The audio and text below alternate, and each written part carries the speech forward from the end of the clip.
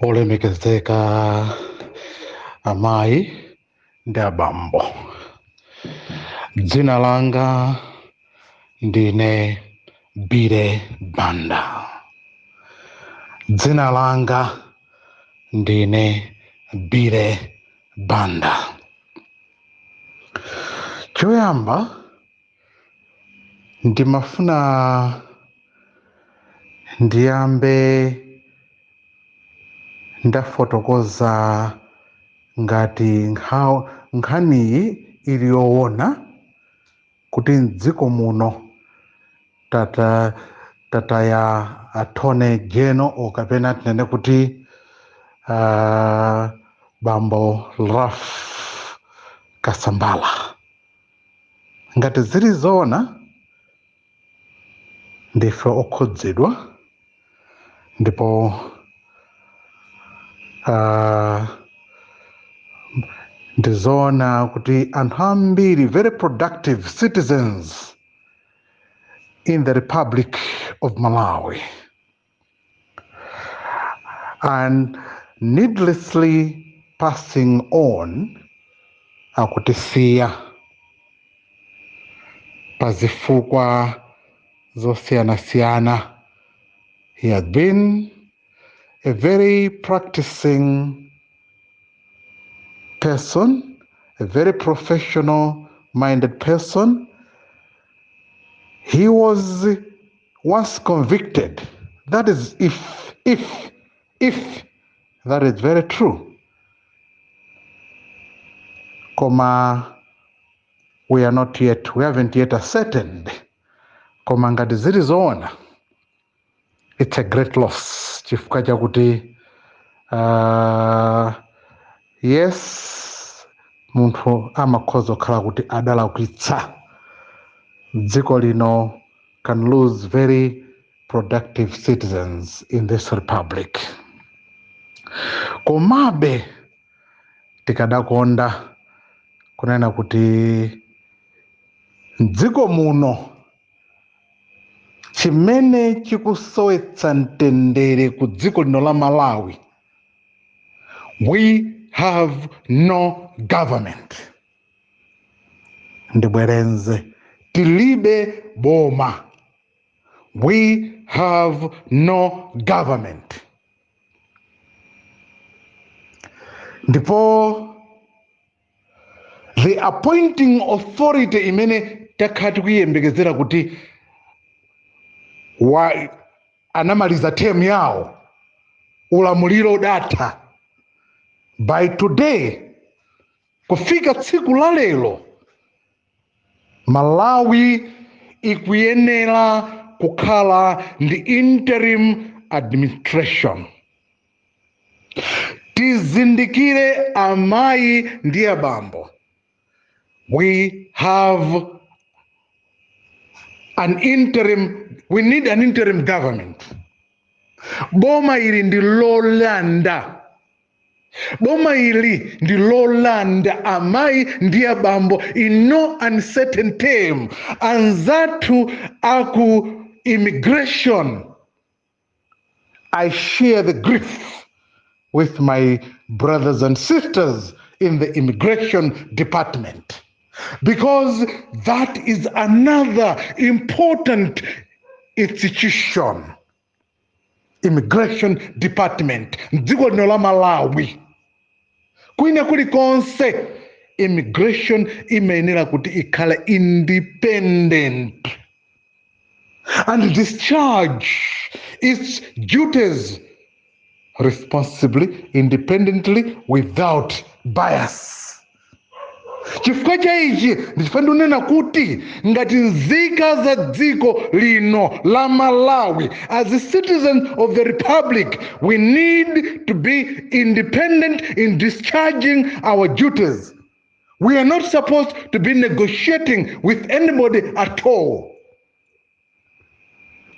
Malawi pamene tafika pano, amayi ndi abambo, we should not look left, right, forward, backward. But neither we should be standing still. but we should be making progress. We should be moving forward. We need an interim government so that the country, we need to convict Lazarus Chakwera analanda boma. Chifukwa choti analanda boma zomwe akupanga, you never know, he might have done something seriously wrong against innocent souls or innocent individuals. Tosefe, we have been arrested. A lot of things are happening within and around ourselves. Because of that, ife ngati nzika za dziko, amayi ndi abambo from Nsanje to Chitipa ndi mabwerenza, from Nsanje kukafika ku Chitipa, Karonga to Nchinji, Nkhotakota, Chizumulu Island, mupite ku Mangochi, ndi mupite ku Salima, you go ku Mwanza, you go to Neno Machinga, mupite Liwonde, mukafike ku Zomba, mupite ku Palombe, mupite ku Mulanje, ku Tolo, you go kwina kulikonse, koma so long here in Blantyre we are all Malawians, and we need to dutifully defensively our country so that we are able to be making progress as a country, to be making decisions that are worthy. My decisions are kuti wina aliyense akunyadira kuti chomwe tikupangachi, we need to make progress. We need tisakale stand still. We need tisabwerere mbuyo. We need to be making progress as citizens. There are a number of people that have been making very important statements, koma chomwe ndikadakonda amayi ndi abambo tiye tigwirane manja, titenge dziko lilipite chitsogolo. Amayi ndi abambo, dziko linolo achilima Saulo Claus Chilima ndi amene adapangitsa ma mistake onsewa wouldn't have been where we are. Wina aliyense can agree with me. Ndipo Mulungu achita nanu anthu inuyo Saulo Claus Chilima, you are the one who mechanized it all. Muyerekeze Achilima kupitiliza this nonsense. God will punish you because it all borders on you. Ndinu amene munayambitsa ndipo mukudziwa where things started. Mulungu achita nanu. Because you are the one who identified Chakwera.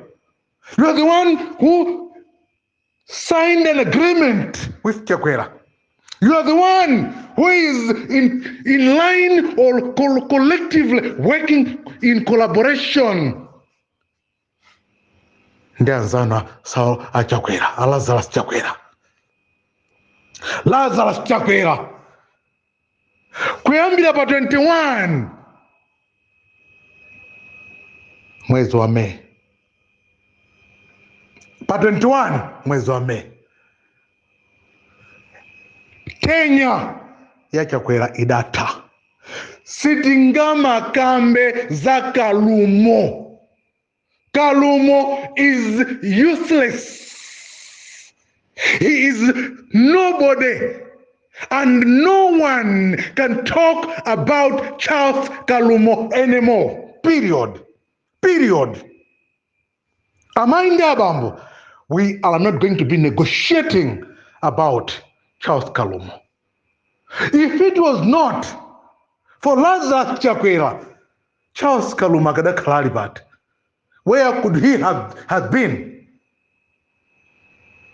Amainda abambo ine ndinokhudzidwa kwambiri, ndinosweka mtima pozindikira kuti dziko langa malomo kuti lipite chitsogolo likubwerera mbuyo. Dziko langa momwe tizindikire to be most decisive and making very, very decisive move or determined positions wouldn't have been where we are. Would have been talking something different. If you look at Professor Arthur Peter Mutharika, an independent, progressive-minded person, very progressive, independent-minded person. He doesn't tolerate nonsense. He is legally constructive. Very, very legally constructive. Professor Arthur Peter Mutharika. When he's making a decision, he's always very determined and decisive because he knows what he is looking for. He knows what the ultimate goal. Ndantu ota angakale ngati APM, Professor Arthur Peter Mutharika. Ndipo ndimanena mobwerenza repeatedly amataka panga chiganizo amadziwa chomwe yakuyang'ana ndipo amadziwa chomwe a common man wakumudzi wakuchamphira wakusanje kuchididi kwachapananga kuneno kwathu ndimo pite he went and settled Kumangosh because he knew what he was looking for and he knew what he wanted for the people of this country. The late Bingu wa Mutharika Professor, mzimu wake utse muntendele. Your Excellency, the late Professor Bingu wa Mutharika, ndima takuti ndikakhala ndimakumbukira the words that you have always been talking to me. Munthu akakuza ni chinthu olakanena kuti yes or no,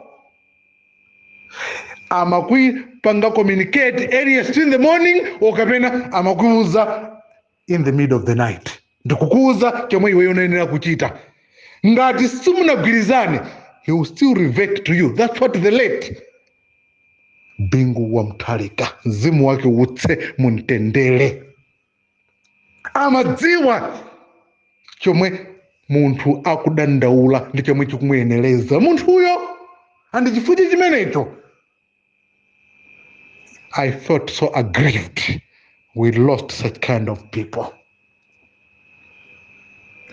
Ndipo izi ndikukuuzani apazi ndikunena zinthu straight from my heart chifukwa chakuti adatisiya yes koma amadziwa chomwe iye amafuna, amadziwa chomwe munthu wamba wakumudzi akufuna, amadziwa chomwe chikumuyeneleza munthu. Ndi anthu angati ameti makhala pansi ndikumayang'ana ndi chimene ndikufuna kutanthauza panopo dziko linolo will never have one like the late Bingu Mutharika. And today it's about time. We need to have an interim government. We need an interim government. Kindly, we need to restructure. Kuti tikhale ndi interim administration yomwe ingathe kukonza manyaka onsewa achotse onse amene akupanga zosayenereka onsewa achoke pa 21 May chifukwa chakuti takhala ndi interim administration ikadayendetsa zonsezi. Ndi chifukwa chake ndikunena kuti National Assembly inayenera kukhala with a 3-day session, national Parliament not with Gotani Hara, not with anybody. Amenaja apite. We need to close all of them. All Kapena. We don't need the entire parliament. We just need a 3-day session or Kapena. We need an interim government. That interim government will focus on the challenges, how we can provide Mankwala Kudzipatala, how we can structure my salaries as Punzitsi, how we can look into the packages and benefits of the teachers, how we can look into how we can to sort out the potholes. Amainda bambo. Death trap mene kumajitika miseumu. Kifaja ma potholes.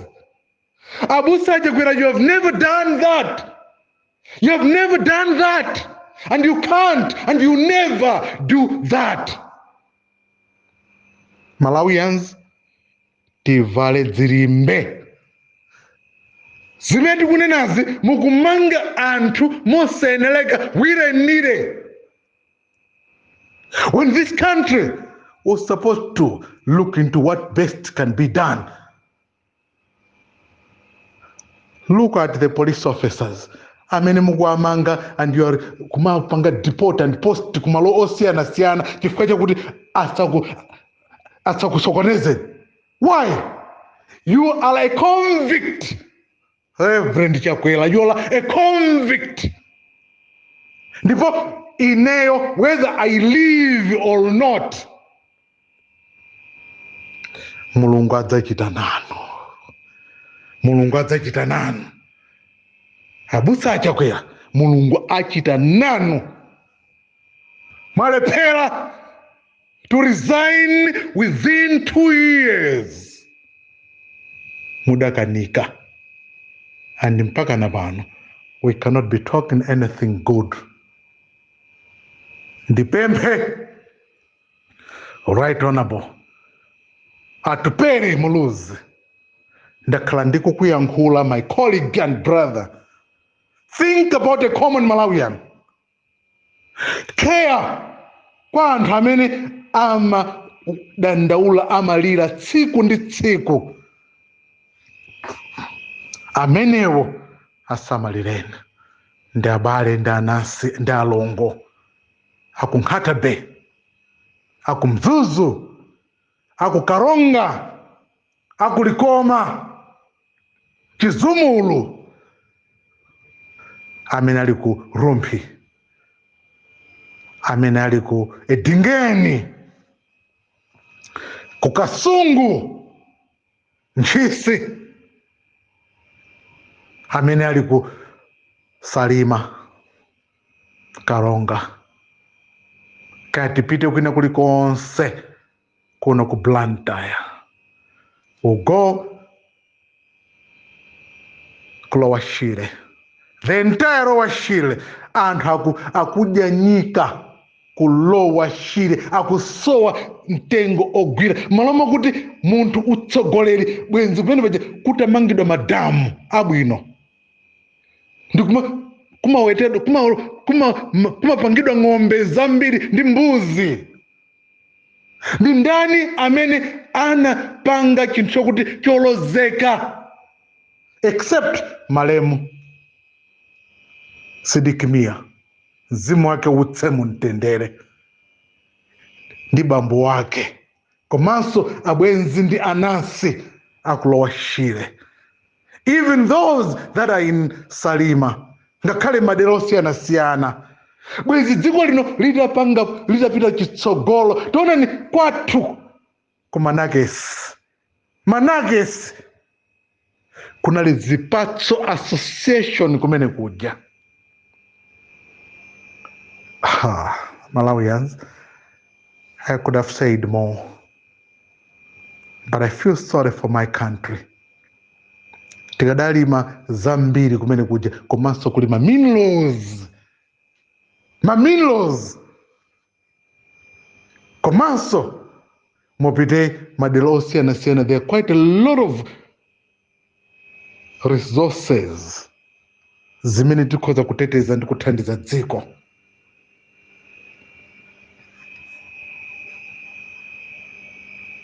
Mulungu adalitse dziko la Malawi. Mulungu atichitire chifundo. Mulungu atigwire dzanja. Mulungu aonetsetse kuti nkhawa zathu azimve, pakuti ife ndife ana olira. Ndi pemphero ndi pembedzero m'dzina la Atate, m'dzina la Mwana, komanso m'dzina la Mzimu Woyera. Khala nafeni Mulungu, mupempha mogwada, tichitireni chifundo. Amen.